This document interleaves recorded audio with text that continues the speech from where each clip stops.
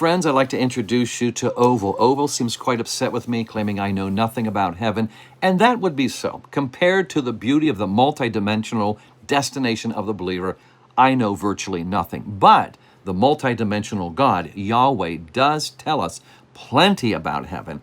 Over 500 references to heaven throughout the Bible, over 50 in Revelation alone. Let me give you some Oval. I'm going to invite you to read the scripture because you're speaking sort of out of a lack of education about what the scripture says. So let me give you some passages here.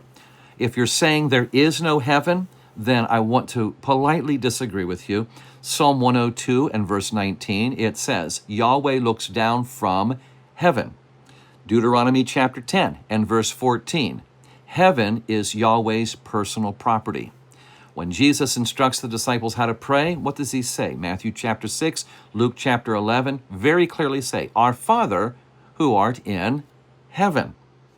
When we see in Isaiah chapter 6, Isaiah sees the vision of the heavenly realm. He sees God on the throne, surrounded by angels calling out, Holy, holy, holy. The Hebrew word for heaven is Shemayim, the heights, the lofty. Oranos is the Greek word.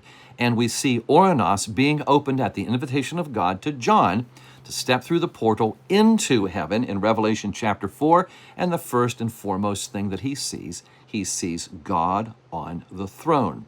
Paul gives reference to the mysteries of heaven that he has visited in 2 Corinthians chapter 12 and verse 4. Are you getting the idea? There are plenty of passages about the domain of God and our eternal destination. Shemayim in the Hebrew, Oranos in the Greek.